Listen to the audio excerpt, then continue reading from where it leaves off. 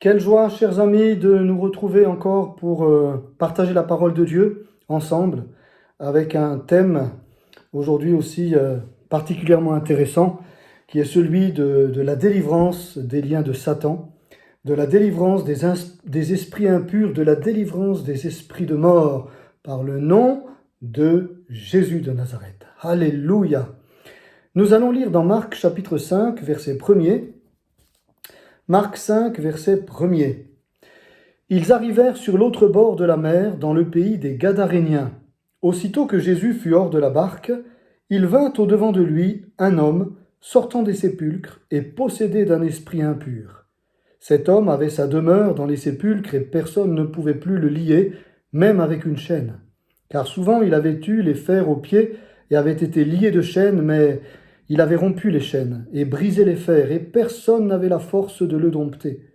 Il était sans cesse, nuit et jour, dans les sépulcres et sur les montagnes, criant et se meurtrissant avec des pierres. Ayant vu Jésus de loin, il accourut, se prosterna devant lui et s'écria d'une voix forte: « Qu'y a-t-il entre moi et toi, Jésus, fils du Dieu très haut? Je t'en conjure au nom de Dieu, ne me tourmente pas. » Car Jésus lui disait: « Sors de cet homme, esprit impur. » Et il lui demanda: « Quel est ton nom ?» « Légion est mon nom, lui répondit-il, car nous sommes plusieurs. » Et il le priait instamment de ne pas les envoyer hors du pays. Il y avait là, vers la montagne, un grand troupeau de pourceaux qui paissaient. Et les démons le prièrent, disant: « Envoie-nous dans ces pourceaux, afin que nous entrions en eux. » Il le leur permit, et les esprits impurs sortirent, entrèrent dans les pourceaux, et le troupeau se précipita, des pentes escarpées dans la mer. Il y en avait environ 2000, et ils se noyèrent dans la mer. Ceux qui les faisaient paître s'enfuirent et répandirent la nouvelle dans la ville et dans les campagnes. Les gens allèrent voir ce qui était arrivé. Ils vinrent auprès de Jésus, et ils virent le démoniaque, celui qui avait eu la légion, assis, vêtu, et dans son bon sens. Et ils furent saisis de frayeur. Ceux qui avaient vu ce qui s'était passé leur racontèrent ce qui était arrivé au démoniaque et au pourceau. Alors ils se mirent à supplier Jésus de quitter leur territoire.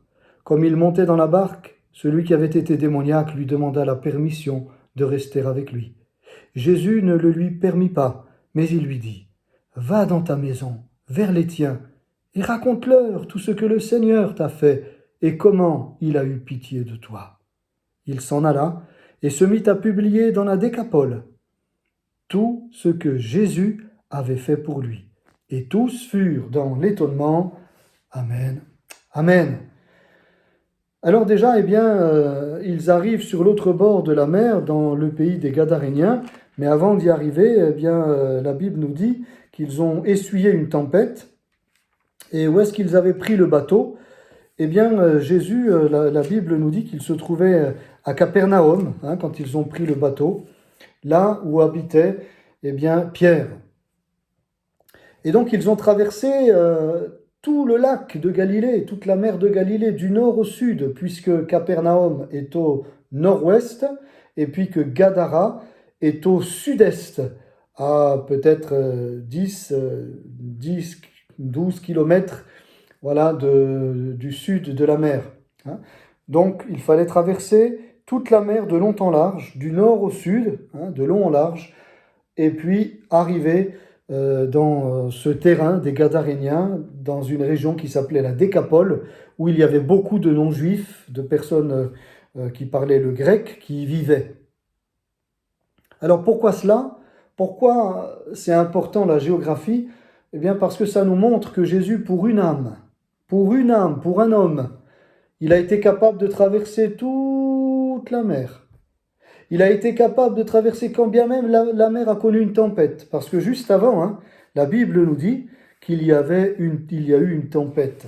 Une tempête. Vraiment une opposition de l'ennemi, on va dire. C'était pas une tempête naturelle. Moi, je le crois de tout mon cœur. De toute façon, ici, quand il est dit que quel est donc celui-ci à qui obéissent même le vent et la mer, le vent peut être traduit aussi par esprit. À qui obéissent les esprits, l'esprit aussi du mal. Pneuma, c'est aussi un esprit, en parlant d'un esprit méchant, c'est aussi ce mot qui est utilisé. Et juste après, on a ce Gadarénien qui est rempli d'esprits impurs, de toute une légion d'esprits. Donc il y a là, bien évidemment, un lien entre cette tempête et puis cette autre tempête qu'il y avait dans cet homme, cette fois une tempête véritablement spirituelle, démoniaque, qui habitait, n'est-ce pas, qui se déchaînait dans cet homme, dans cet homme. La première tempête est à l'extérieur, la mer, les vagues, le vent, la pluie, n'est-ce pas, sur le lac lui-même. Et cette deuxième tempête, la première inaugure cette deuxième tempête, préfigure, annonce cette deuxième tempête beaucoup plus grave, une tempête avec plusieurs démons à l'intérieur d'un homme qui veulent le meurtrir, le tuer, n'est-ce pas, le tuer. Donc il fait 21 kilomètres. Aujourd'hui on nous dit que la mer de Tibériade, de long en large, elle fait 21 kilomètres. Donc voilà, 20-21 kilomètres. Donc il a dépassé la tempête. Jésus l'a calmé, a calmé la tempête. La tempête s'est déchaînée, Jésus l'a calmé, et puis il est arrivé ici sur ce terrain. Ça préfigure bien ce qui se passe. Il va y avoir une autre tempête. Je vais aussi la calmer, cette tempête-là. Alléluia! Jésus est celui qui calme toutes les tempêtes. Béni soit Dieu. Il a autorité sur la mer, il a autorité sur le vent, il a autorité sur les éléments naturels, mais il a autorité sur le diable. Peut-être, toi-même, tu es tenu par un esprit. Peut-être tu es tenu en tenaille par des esprits impurs, des esprits méchants, des esprits violents. Mais le Seigneur est venu pour te délivrer, mon ami. Oh, que cette cassette, que cette vidéo, que cet enregistrement arrive jusqu'à toi. Écoute-le, écoute cette vidéo, écoute-la et sois délivré au nom de Jésus. C'est peut-être aussi à 21 km d'Yverdon que tu te trouves. C'est peut-être aussi à 21 km d'Yverdon que tu te trouves et que le Seigneur va te parler au travers de cette vidéo pour te délivrer de tes démons. Alléluia, au nom de Jésus. La deuxième chose, c'est que la Bible nous dit qu'ils arrivent dans le pays des Gadaréniens. Et Gadarénien veut dire récompensé à la fin. Gadara signifie les confins d'une région ou une frontière. La frontière, les confins d'un endroit. Quand on dit on est aux confins d'un endroit, c'est qu'on est tout au fond d'un territoire, à la frontière avec un autre territoire. Un Gadarénien, donc c'est quelqu'un qui est récompensé à la fin. Il est au bout de sa vie, comme on dit. Il est au bout de lui-même, il est au bout de ses forces, il est au bout de ce qu'il peut supporter. Il est au bout, il est aux confins de ce que les limites humaines lui permettent de supporter. Voilà. Il est aux confins peut-être de la folie. C'est exactement ce qui se passe pour cet homme. Il est aux confins des limites de ce que la raison peut supporter, le psychisme peut supporter, le physique peut supporter. Il est vraiment aux confins, n'est-ce pas, aux confins de ses limites. Il est à la frontière entre le raisonnable et la folie. Il est à la frontière entre ce monde et l'enfer. C'est vraiment, il est à la frontière. Il y a entre lui et l'enfer, entre lui et le démon et puis tout ce qui va avec, tout ce qui se déchaîne avec les mauvais esprits, eh bien, il est à la frontière, quoi. Il est tout près de basculer de l'autre côté, de basculer du côté de la folie et de l'enfer. Quelle situation! C'est ça notre Gadarénien. Jésus vient sauver quelqu'un qui est aux frontières du supportable. Ouais. Il est aux confins de ce que la raison peut supporter. Jésus te parle. Peut-être tu n'en es pas arrivé encore là, mais tu t'approches de cela. Peut-être tu es dans une dépression et tu te dis, mais comment je vais m'en sortir? Et le Seigneur te dit, quand bien même tu serais aux confins de ce que tu peux supporter, quand bien même tu seras à la limite du supportable, à la limite de ce qu'un homme peut supporter avant qu'il bascule dans la folie, Jésus est là. Jésus ne t'oublie pas. Jésus vient te visiter. Jésus traverse le lac de Neuchâtel. Alléluia. Que ce soit en direction d'Yverdon ou de l'autre côté, en direction de Bienne. Que ce soit en direction d'Estavayer-le-Lac ou encore en direction de Cortaillot, de Peseux. Le Seigneur est là, alléluia, pour te délivrer, pour te délivrer. Oui, ne te décourage pas, n'abandonne pas. Le Seigneur est là. La Bible nous dit que cet homme avait sa demeure dans les sépulcres. On voit bien qu'il était habité par des esprits de mort, pas simplement des esprits impurs, comme on va le voir après, mais ici je relève déjà un esprit de mort. Un esprit de mort. Mais combien sont habités d'esprits de mort? Il y en a qui vont régulièrement, toujours au cimetière. Alors c'est sûr qu'il faut faire le deuil de quelqu'un que l'on a perdu. C'est pas ce dont je parle. Mais ensuite, à un moment donné, il faut se détacher. Parce que, eh bien, dans le cimetière, qu'est-ce qu'il y a? Finalement, il y a des hommes et des femmes qui sont morts, qui n'existent plus, qui ne sont plus là. Ils sont partis ou en enfer ou au paradis. Et puis d'aller régulièrement comme cela, eh bien, dans un cimetière, ce n'est pas bon. Moi, je peux vous le dire en tant que pasteur, bien-aimé, ce n'est pas bon. Quelqu'un qui entretient un lien régulier avec un cimetière, il y a quelque chose qui ne joue pas. Il y a quelque chose qui l'habite de mortifère, qui le conduit dans les ténèbres, qui veut le perdre. Et cela entraîne bien des malédictions, bien des problèmes. Cela entraîne dans sa vie bien des folies, bien des cauchemars, bien des accidents. Oh oui. Alors si tu es dans ce cas, si toi aussi tu es attiré par les sépulcres, si tu es attiré par les cimetières, eh bien sans forcément peut-être être possédé, mais être en tout cas dans ta tête vraiment possédé par cette idée de la mort, poursuivi par le fait que tu doives, après des années, quasiment tous les jours, ou une fois par semaine, ou 2 fois par semaine, aller encore te recueillir sur la tombe d'un tel ou d'un tel, avec tout le respect que tu dois, bien évidemment, à tes amis ou quelqu'un de ta famille qui est parti. Je ne parle pas de cela. Mais à un moment donné, il y a le deuil que le Seigneur nous permet de faire. Et il faut laisser les morts avec les morts et vivre avec les vivants. C'est vraiment une parole pour toi ce soir, ou ce matin, ou cet après-midi au moment où tu vas m'écouter. Il vit dans les sépulcres, il est habité par un esprit de mort. Personne ne pouvait plus le lier, même avec une chaîne. Souvent, il avait eu les fers aux pieds, il avait eu des chaînes, mais il avait rompu les chaînes, brisé les fers, et personne n'avait la force de le dompter. Ici, troisièmement, c'est que, quatrièmement même, premièrement, on a parlé de la Galilée, il a traversé toute la Galilée, donc Jésus il ne se donne pas de limite. Pour une âme, pour aller la sauver, pour aller la délivrer, il traverse le monde entier, il fait le tour de la planète pour venir te rencontrer.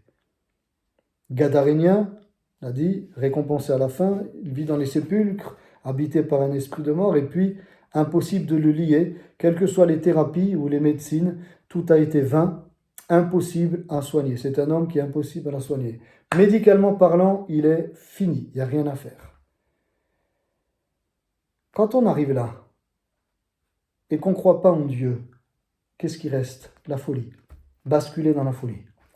Mais quand on croit en Dieu, que la médecine te dit, on t'a soigné, on t'a donné des médicaments, tu as fini en hôpital psychiatrique plusieurs fois, à chaque fois tu es ressorti et tu retombes.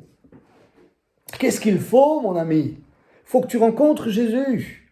Il faut que l'on prie pour toi, pour que tu sois délivré d'un esprit de mort ou d'un esprit impur. Peut-être, eh bien, as-tu touché aux sciences occultes. Peut-être as-tu été la victime d'une malédiction dans ta famille. Peut-être on t'a jeté un sort. Et n'étant pas Jésus, tu as pris ce sort de plein fouet. Tu n'as pas été protégé par le sang de l'agneau. Mais aujourd'hui, Jésus te parle. Et il te parle avec force. Et il te parle avec discernement, avec amour, parce qu'il t'aime, parce qu'il a donné sa vie sur la croix pour toi. Parce que sur la croix, il a porté, eh bien, toutes tes malédictions. Parce que sur la croix, il a dépouillé l'ennemi, il a dépouillé le diable et tous les démons et les mauvais esprits de toute leur autorité, de toute leur puissance. Jésus les a dépouillés à la croix. Alléluia. Satan a été vaincu à la croix par Jésus de Nazareth, le Fils de Dieu. Alors tu peux croire en lui. La première chose que tu peux lui dire, c'est, eh bien, je veux vraiment être pardonné. Je veux vraiment être pardonné de mes péchés. Fais ce premier pas. Demande pardon à Jésus pour tous tes péchés passés. Que ce soit en parole, que ce soit en acte ou en pensée. Confesse-les à Jésus. Et puis, dis maintenant, Seigneur, que je t'ai donné ma vie, que j'ai confessé mes péchés, que j'ai reconnu que sur la croix tu les as portés. Je crois que tu m'as pardonné. Je crois que tu m'as purifié. Je crois que tu m'as lavé, que tu as lavé mon cœur de mes fautes, de toutes les salissures qu'ont laissé le péché dans ma vie. Maintenant, délivre-moi de Satan. C'est ton droit. C'est ton droit, ton avantage et ton droit. Ton avantage et ton droit de dire à Jésus, délivre-moi de Satan. Délivre-moi de ces liens. Délivre-moi de ce démon. Délivre-moi. Oui, c'est ce que cet homme est venu faire finalement. Avec la volonté qui lui restait, avec la force qui lui restait, comme on va le voir. La Bible nous dit qu'il avait une force surhumaine qui inspirait la terreur. Il était sans cesse, nuit et jour, dans les sépulcres et sur les montagnes, criant et se meurtrissant avec des pierres. N'est-ce pas? Il avait une force surhumaine pour se faire du mal. Bien sûr que personne n'avait la force de le dompter, et puis il faisait peur. Dans un autre évangile, il est dit que tout le monde avait peur de passer par là. Il se faisait mal, il criait, il se meurtrissait avec des pierres. Un esprit d'autodestruction, de violence, de méchanceté à l'égard de lui-même. Comme un esprit de suicide. Vous vous rendez compte? Les démons voulaient que cet homme se tue, voulaient que cet homme se suicide, voulaient que cet homme se meurtrisse jusqu'à ce qu'il meure. Ce qu'ils veulent, les démons, ce que veut Satan, c'est ta perte. C'est que tu meurs physiquement et que tu ailles en enfer. C'est un menteur, c'est le père du mensonge. L'ennemi, qui s'appelle Satan, le diable, est le père du mensonge. Mais le Seigneur Jésus est venu pour le mettre en déroute. Alléluia. Et à la croix, Christ a vaincu le diable une fois pour toutes. Alors il crie, oui, il se meurtrit. Et c'est ce que nous voyons aujourd'hui, que de cris, que d'hommes et de femmes qui se jettent pas des pierres, mais qui s'infiltrent toutes sortes de seringues, toutes sortes de produits, qui boivent ou qui ingurgitent toutes sortes de médicaments, de substances, de liquides, pour s'éliminer. Ou qui vont, poussés par une force, comme vouloir se jeter par la fenêtre, se défenestrer ou autre chose horrible, qui pousse les gens à faire ces choses-là. C'est l'ennemi, c'est un démon, c'est un mauvais esprit. D'ailleurs, que de témoignages nous avons entendus, d'hommes et de femmes qui ont commis des choses horribles et qui ont dit « c'était plus fort que moi ». C'était plus fort que moi. Une force, une voix me disait « vas-y, fais-le ». Ce sont des choses réelles, bien-aimés. Ce sont des choses réelles, ce n'est pas juste pour l'époque de Jésus. Aujourd'hui, nous autres pasteurs, eh bien, qui sommes dans le ministère et qui donc sommes confrontés par l'exercice du ministère à toutes sortes de situations, nous pouvons vous dire de la part du Seigneur que ces choses existent et que ça ne passe pas avec des médicaments, ça ne passe pas avec la médecine. Gloire à Dieu pour les médecins, gloire à Dieu pour les psychologues. Mais dans ces cas-là de possession démoniaque, ils ne peuvent rien faire. Il y a des salles qu'on appelle des salles capitonnées, des chambres capitonnées, barricadées, fermées, où eh bien, on est obligé parfois même de les enchaîner sur le lit. Parce que sinon, ils sont capables de faire du mal à ceux qui les soignent. Et vous les voyez rugir. Quand vous passez là, vous les voyez rugir. Vous les voyez se tordre, plein de convulsions. Ça fait peine, ça fait mal. Vous dites, c'est Satan qui les tient. Ah, Seigneur Jésus, tu es celui qui délivre. Tu es le libérateur. Alléluia. Et bien sûr, si Jésus vient, quand Jésus vient, et si tu laisses Jésus venir dans ta maison et que tu es atteint par un mauvais esprit, que tu es pris d'un démon, que tu as été ensorcelé, on t'a jeté un sort, qu'il y a une malédiction sur toi, si tu fais appel à Jésus et que Jésus vient dans ta maison, par l'intermédiaire d'un serviteur de Dieu, avec des frères en Christ, des sœurs en Christ engagées, qui connaissent Jésus comme leur sauveur et Seigneur personnel, eh bien tu seras délivré. La Bible nous dit ici, Ayant vu Jésus de loin, il accourut, se prosterna devant lui et s'écria d'une voix forte, « Qu'y a-t-il entre moi et toi, Jésus, fils du Dieu très haut? Je t'en conjure au nom de Dieu, ne me tourmente pas. » Il se prosterna. Les médicaments ne font pas plier le diable. Les médicaments ne font pas plier un démon. Quand c'est un démon et un mauvais esprit, les médicaments ne peuvent rien faire. On va endormir la personne, mais on va jamais, jamais, jamais la délivrer. Pour qu'elle soit délivrée, il faut chasser le démon. Il faut que le démon sorte de cette personne. C'est une réalité en 2022 encore aujourd'hui. Et peut-être même, j'oserais dire, encore plus qu'il y a 2000 ans. Parce que la Bible nous dit qu'à la fin des temps, l'iniquité se sera accrue. Il y aura encore plus de péché. Et comme le péché est la nourriture du diable, eh bien, vous pouvez être sûr qu'il y a encore plus de manifestations de démons à la fin des temps qu'il y a 2000 ans. Ça, c'est clair. Et c'est dit dans plusieurs passages de la parole de Dieu. Il y aura une recrudescence vraiment de l'activité démoniaque à la fin des temps. Et donc, on ne veut pas être dans le catastrophisme, c'est la réalité. Nous ne pouvons parler que de choses que nous voyons, que nous vivons. Que d'hommes et de femmes liés par le diable aujourd'hui. Et bien sûr, quand on ne connaît pas Jésus et qu'on est médecin, qu'est-ce que l'on fait? Déjà, on compatit, on essaye d'aider la personne, et c'est tout à l'honneur de nos médecins et de nos psychologues. Mais que voulez-vous? Quand c'est un démon, ils ne peuvent rien faire. Parce que le spirituel doit être vaincu par le spirituel. Le mal ne peut être vaincu que par le bien. Un démon, on ne peut pas le vaincre avec des médicaments. Un démon ne lâche prise que par la puissance du nom de Jésus. Alléluia. Lorsque le Saint-Esprit agit, le démon s'enfuit. Comme disait Jésus, eh bien, si je chasse les démons par le Saint-Esprit, alors le royaume de Dieu s'est approché de vous. C'est une des manifestations du royaume de Dieu.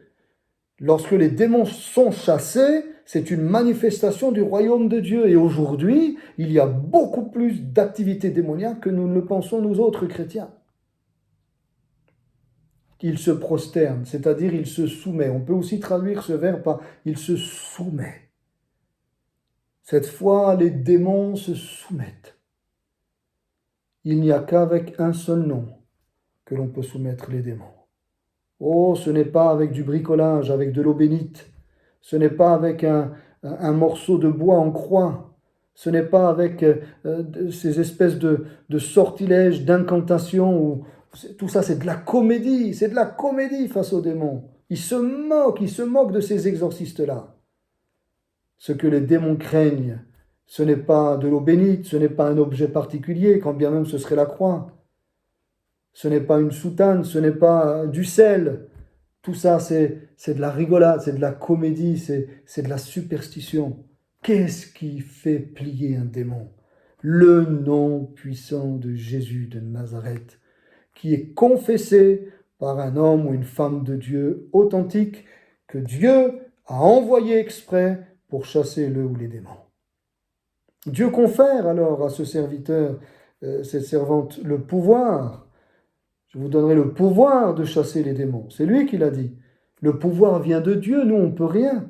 Mais le pouvoir vient de Dieu, il est conféré à ses serviteurs dans l'exercice du ministère. C'est ce que nous voyons dans la Bible.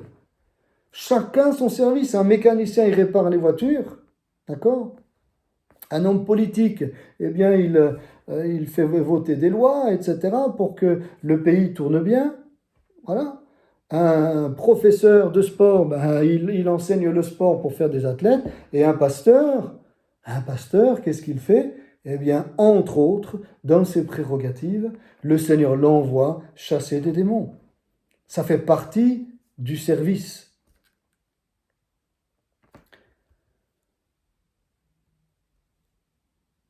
Alors, il y a une semaine, même pas quelques jours à peine, nous sommes mardi, oui, il y a quelques jours à peine, même pas une semaine. Il y a quelques jours, on est venu trouver ma femme pour lui dire, écoutez, il faudrait que votre mari puisse venir pour prier pour notre enfant parce qu'il est pris de colère, c'est anormal. On ne peut plus l'arrêter. C'est des colères qui nous dépassent, on ne sait plus quoi faire. Et on sait que votre mari est pasteur, et nous on croit, donc ces personnes quand même croient que, voilà, au travers de la prière, de la lecture de la Bible, au travers de Jésus, au travers de Jésus, eh bien un pasteur peut aider son fils. Eh bien en l'occurrence, moi, ils ont pensé à nous. Et donc ils ont donné les jours, etc., la période du laquelle on pourra commencer. Eh bien, vous voyez, encore, ça date de quelques jours. Ça date de quelques jours. On est venu, c'est pas nous qui sommes allés, on est venu nous le dire. Venez. La maman était dans tous ses états, le papa pareil, on ne sait plus quoi faire, on n'arrive plus. Mais votre mari, il connaît Jésus. Nous voudrions qu'il puisse s'occuper de lui pour qu'il soit libéré de cette colère, de cette violence. Vous savez, Satan, il prend même les enfants. Satan, il voudrait lier même les enfants, il voudrait attaquer même les enfants. Ah oui. Récemment encore, j'ai dû aller dans une situation particulière. On m'avait dit voilà, que dans une maison, des maisons chrétiennes, hein, voyez, on m'a rapporté ces faits que les enfants entendaient des voix. C'est des gens tout à fait équilibrés. Hein. On n'est pas là dans des films d'horreur. Non, non, la réalité pure. Hein. Des enfants bien équilibrés, qui entendaient des voix, qui sentaient une présence au moment où ils se couchaient parfois, qui voyaient des ombres passer comme ça devant le balcon, des manifestations comme cela. Et puis je ne peux pas vous expliquer, frères et sœurs, il m'a pris une sainte colère. Quand j'ai entendu cela de la part de ces enfants qui l'ont expliqué, et puis les parents eux-mêmes avaient remarqué des choses qui n'étaient pas normales, aussi que la porte, le matin, s'ouvrait alors qu'il n'y avait personne derrière. Il n'y avait personne derrière. Et puis bien sûr, le papa est de suite allé voir, il a dit, il n'y avait personne. Et la porte s'ouvrait. Ce sont des réalités, c'est pas la première fois, ce sont tellement de réalités, mais les gens ils n'en parlent pas, parce que des fois ils ont peur d'être pris pour des fous. Et là, comme une sainte colère qui est venue, la colère du Seigneur. Et j'ai dit, laissez, je vais prier. Et puis je suis sorti prier.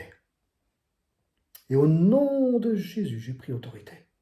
Au nom de Jésus. Et je leur ai dit, hein, ce soir il y aura la paix. Ils ne reviendront plus. Au nom de Jésus. Vous êtes ses enfants. C'est la maison d'enfants de Dieu. Il essaye de vous impressionner. Il essaye de vous attaquer. Mais ce soir, c'est fini. Et au nom de Jésus, vraiment par le Saint-Esprit, j'ai été conduit de prier. Je suis sorti, prier, au nom du Seigneur. Et puis après, je leur ai posé la question, alors, c'est fini, terminé. Il n'y a plus de voix. C'est passé il y a une semaine, un peu plus. Il n'y a plus de voix, il n'y a plus rien. C'est terminé.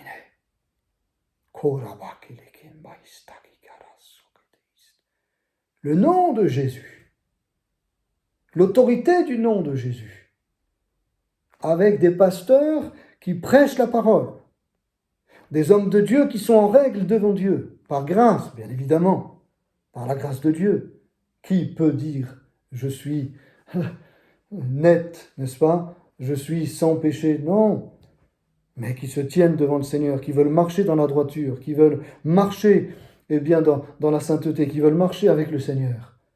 Le Seigneur donne autorité à ses serviteurs. Et instantanément, il lâche prise. Instantanément, l'ennemi, la porte lui est fermée au nom de Jésus. C'est ce qui s'est passé avec cet homme, hein? Il y avait là vers la montagne un grand troupeau de perceaux qui paissaient, et les démons le prièrent, disant « Envoie-nous dans ces pourceaux, afin que nous entrions en eux. » Jésus le leur permit, et les esprits impurs sortirent, entrèrent dans les pourceaux, et le troupeau se précipita des pentes escarpées dans la mer. Il y en avait environ 2000, et ils se noyèrent dans la mer. Ce qui les faisait périr ceux qui les faisaient paître, s'enfuirent et répandirent la nouvelle dans la ville et dans les campagnes. Les gens allèrent voir ce qui était arrivé. Ils vinrent auprès de Jésus, ils virent le démoniaque, celui qui avait eu la légion, ils le virent assis, calme. Voilà ce qu'apporte le Seigneur, le calme. Le calme revient dans ta vie, le calme revient dans ta maison. Quand Jésus vient, l'ennemi s'enfuit. L'Esprit de l'Éternel le mettra en déroute. Oh, crois-le, Christ sur la croix a porté ton péché, mais Christ sur la croix a vaincu l'ennemi de nos âmes pour toujours. Pour toujours. Il a signé son arrêt de mort. De mort. C'est comme un serpent à qui on a coupé la tête. C'est fini. La tête, c'est fini. Continue de bouger. Les terminaisons nerveuses, un serpent peut continuer à bouger encore pendant plusieurs minutes, le corps du serpent. C'est exactement l'image de la croix. À la croix, Christ a écrasé la tête du serpent. Il continue à bouger, mais la puissance, le Seigneur, il en a dépouillé pour toujours. La puissance, elle est dans le nom de Jésus. Alléluia. Dans le nom de Jésus. Il est vêtu, donc il est libéré. Maintenant, on comprend d'un esprit d'impureté. Il y avait un esprit de mort dont on a parlé tout à l'heure. Il allait dans les sépulcres, attiré par les cimetières. Voilà, on avait dû le reléguer là-bas, le séquestrer là-bas. Mais la Bible nous dit qu'il est vêtu, il est habillé. Les esprits impurs, comme il est dit ici, que c'était des esprits impurs.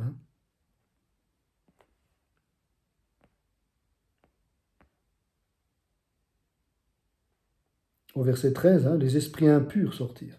Et aujourd'hui aussi, combien il faut être vigilant. Peut-être toi qui ne connais pas aussi le Seigneur, vigilant dans tout ce qui est relation intime, de ne pas aller de droite et de gauche, de ne pas multiplier les conquêtes, etc. Parce que ces choses-là attirent des esprits impurs. Dans un premier temps, c'est un péché de la chair, l'impureté de la chair, mais ensuite, ça peut devenir une addiction et ces choses-là entraînent toutes sortes de désordres psychiques, de désordres spirituels. Pourquoi ? Parce que quand quelqu'un a une relation intime avec une autre personne, un homme avec une femme, si la personne avec qui elle va a des esprits, ces esprits viennent sur elle. Avec une relation, les esprits passent d'une personne à l'autre. C'est une réalité spirituelle. Voilà. Peut-être il y en a qui n'y croient pas aujourd'hui dans notre société, dans notre monde, mais une fois qu'on y est confronté, les avis changent.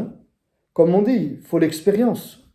Eh oui, il faut l'expérience parfois, il faut expérimenter. L'évangile s'expérimente, c'est une bonne nouvelle.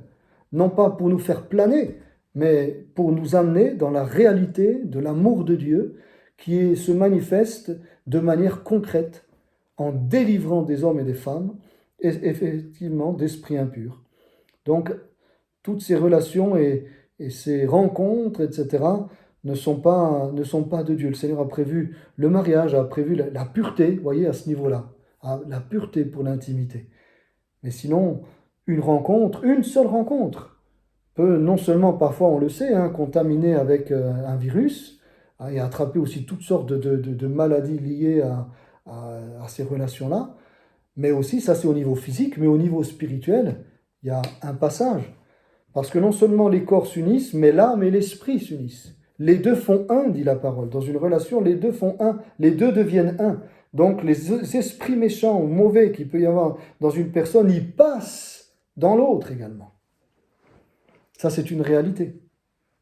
Aussi vrai pour les médecins qui diront, par exemple, à quelqu'un, comment est-ce que vous avez contracté le virus du sida, par exemple, eh bien, au travers de telle et telle relation. Les médecins aujourd'hui même le disent. Ou quelqu'un a des problèmes particuliers au niveau physique, et une des questions que les médecins posent en premier, est-ce que vous avez trompé votre femme ? Est-ce que vous avez eu telle ou telle une relation particulière, etc. Voilà, les médecins posent parce qu'ils savent, les médecins savent que ces relations favorisent donc l'émergence de problèmes de peau ou de problèmes de maladies ou de virus graves. Voilà. Et donc les médecins posent la question. Donc si au niveau physique, Aujourd'hui, en 2022, on sait ces choses. Nous autres pasteurs, il est de notre devoir de dire qu'au niveau spirituel, non seulement il y a le virus physique qui passe, mais il y a un autre virus, c'est le virus spirituel. C'est l'esprit qu'il peut y avoir chez cette personne, un esprit méchant, un esprit impur, un esprit de jalousie, un esprit de malédiction, peu importe, il passe chez l'autre personne aussi. C'est pourquoi ici, la Bible nous dit qu'il était vêtu, il était habillé. Il a été donc libéré de cet esprit qu'il avait contracté aussi, de ces esprits impurs. Très certainement, donc, on peut supposer que cet homme avait eu donc une vie dépravée aussi au niveau moral, hein, qui avait favorisé, qui avait permis, si vous voulez, le passage d'esprits impurs de la personne avec laquelle, ou des personnes avec lesquelles il a été, sur sa propre vie. Donc ça agit dans son corps, dans son âme et dans son esprit, puisque lorsqu'un démon possède quelqu'un, il agit sur les trois facettes de l'être humain, sur le corps, en faisant de lui ce qu'il veut, le fait bouger, il le fait se traîner par terre, se contorsionner, se tordre, se rouler, etc. L'âme, on le voit ici, il crie, il se meurtrit, il souffre, n'est-ce pas? Il est tourmenté. Et puis l'esprit, la folie. Hein? La folie. Il ne sait plus ce qu'il fait. Il est là, dans nuit et jour, en train de crier, dans les cimetières. Il habite là, il est devenu fou, quoi. Hein? Il est devenu fou. Et le Seigneur donc libère dans ces trois facettes de l'être. Il est celui qui libère le corps, qui libère l'âme, qui libère l'esprit. Alléluia, il est le libérateur. Et puis enfin, il est dit qu'il est dans son bon sens, hein, donc il a retrouvé la raison. Il a été délivré de sa folie. Maintenant, il peut à nouveau raisonner, à nouveau retrouver une vie normale, n'est-ce pas? À nouveau respirer, manger normalement, boire, avoir des relations sociales avec son entourage. Il peut à nouveau voyager. Il peut à nouveau décider d'aller dans tel et tel endroit sans plus que ce lui soit imposé. Il peut réfléchir, il peut lire, il peut maintenant raisonner de manière correcte. Voilà, et il est complètement libéré, quoi. Il est un homme normal. Il a recouvré la raison. Extraordinaire. Voilà ce que fait Jésus. Il délivre les fous. Non pas parce que eux sont fous, mais les fous qui ont été rendus fous par le diable. Il les délivre, il chasse l'ennemi et il rend la raison aux hommes et aux femmes qui en ont été les victimes. Gloire à Jésus. Enfin, je conclus en disant que le Seigneur en a fait un témoin puissant puisque cet homme va lui dire « Seigneur, est-ce que je peux rester avec toi ?» Et Jésus ne lui permet pas, mais il lui dit « Va dans ta maison, va vers les tiens et raconte-leur tout ce que le Seigneur t'a fait et comment il a eu pitié de toi. » Alors il s'en allait, il est parti, il se mit à publier dans la Décapole tout ce que Jésus avait fait pour lui et tous furent dans l'étonnement. Il est devenu, dernier point, un puissant témoin, quoi. Dieu a permis que dans sa vie, il se passe tout cela parce que Jésus voulait en faire aussi un témoin. Et si tu passes par là, eh bien, demande au Seigneur de l'aide. Sois délivré pour devenir à ton tour un témoin, afin que d'autres, par ton témoignage, soient délivrés. Non seulement dans sa maison, mais dans toute la Décapole.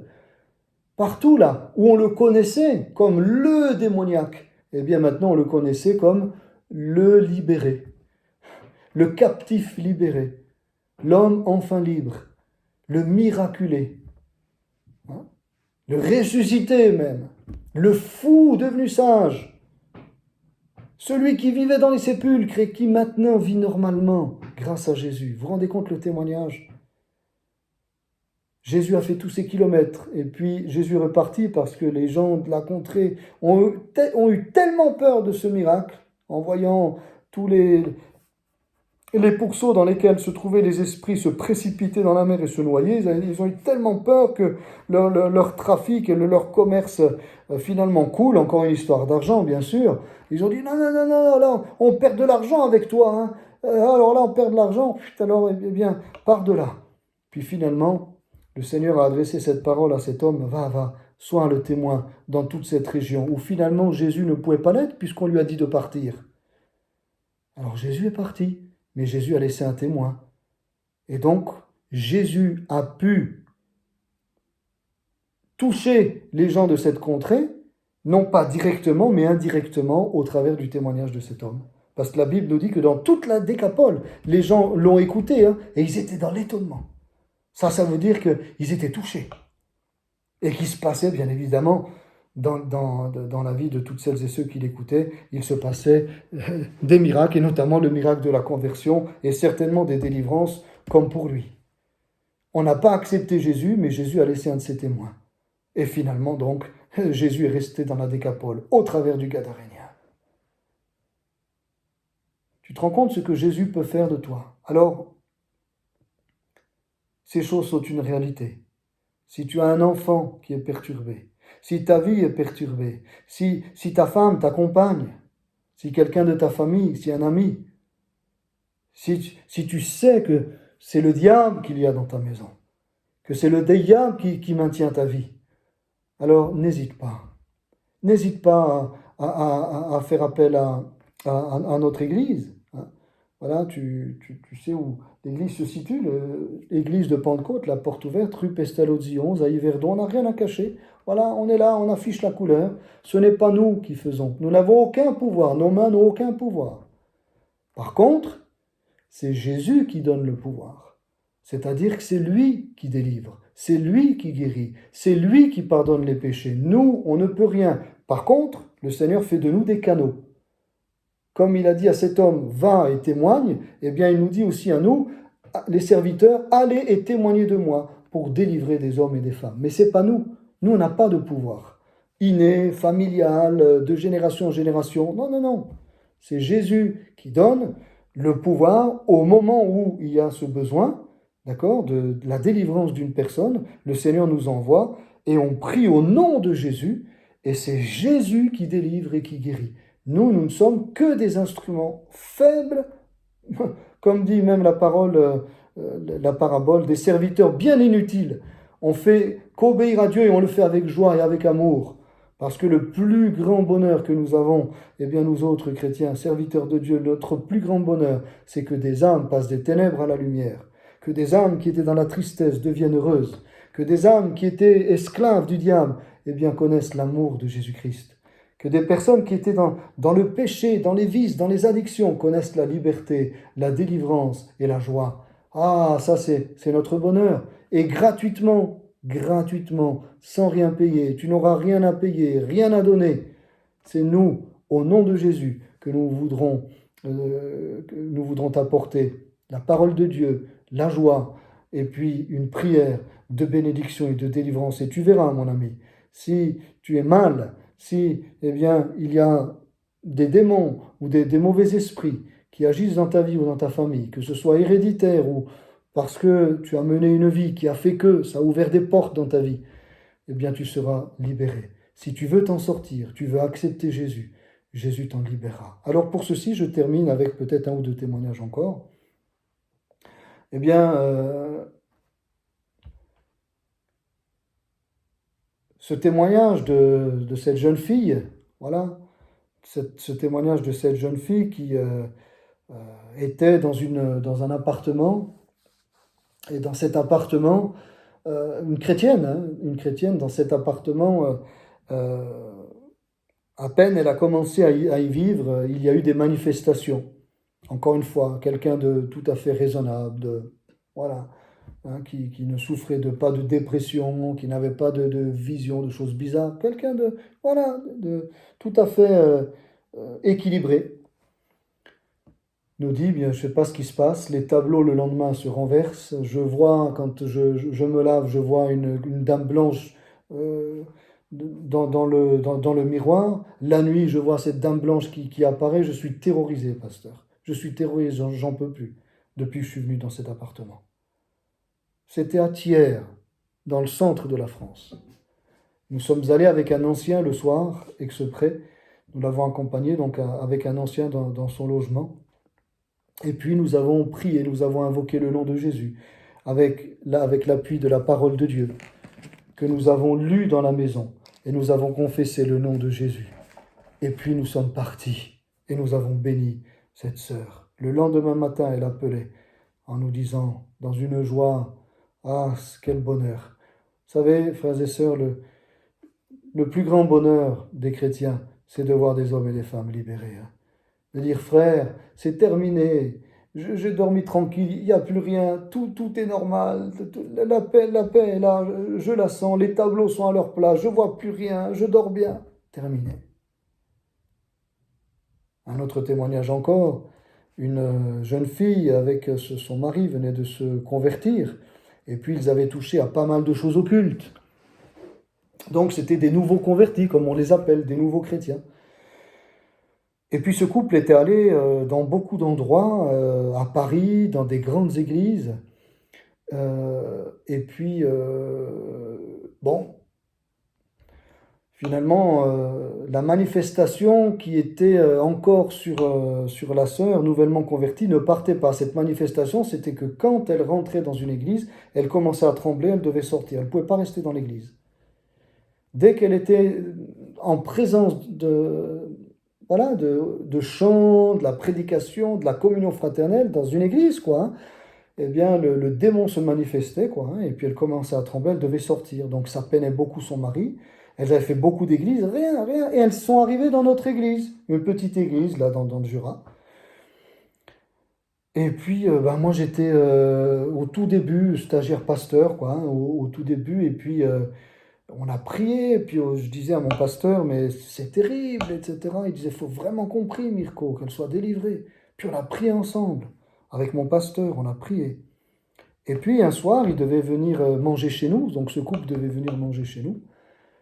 Et la veille qu'ils viennent manger chez nous, donc la nuit qui précédait le repas du lendemain, le Seigneur, dans une vision, me montre le problème. Et le problème, c'était que cette personne écrivait des lettres à sa grand-mère qui était décédée. Voilà le filon par lequel l'ennemi passait pour tenir encore esclave notre sœur nouvellement convertie, qui avait donc abandonné son péché, qui avait confessé tout ce qu'elle était allée voir, les voyants, etc., etc.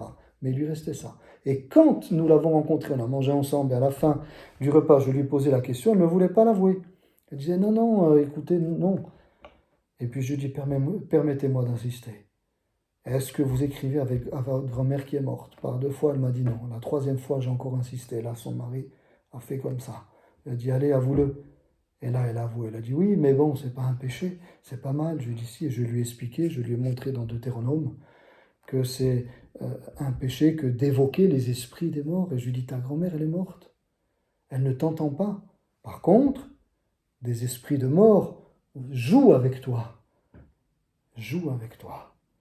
Et donc, il faut que tu coupes maintenant net. Et elle a compris. En lisant la parole, elle a compris. Elle a dit, oui, alors je comprends.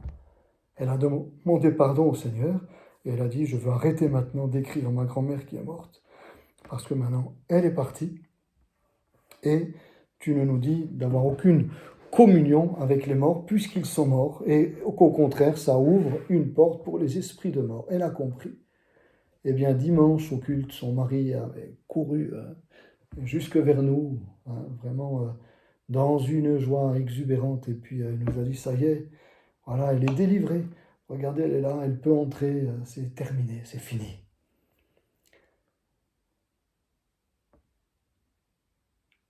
La puissance de Dieu va de pair avec l'obéissance à la parole de Dieu.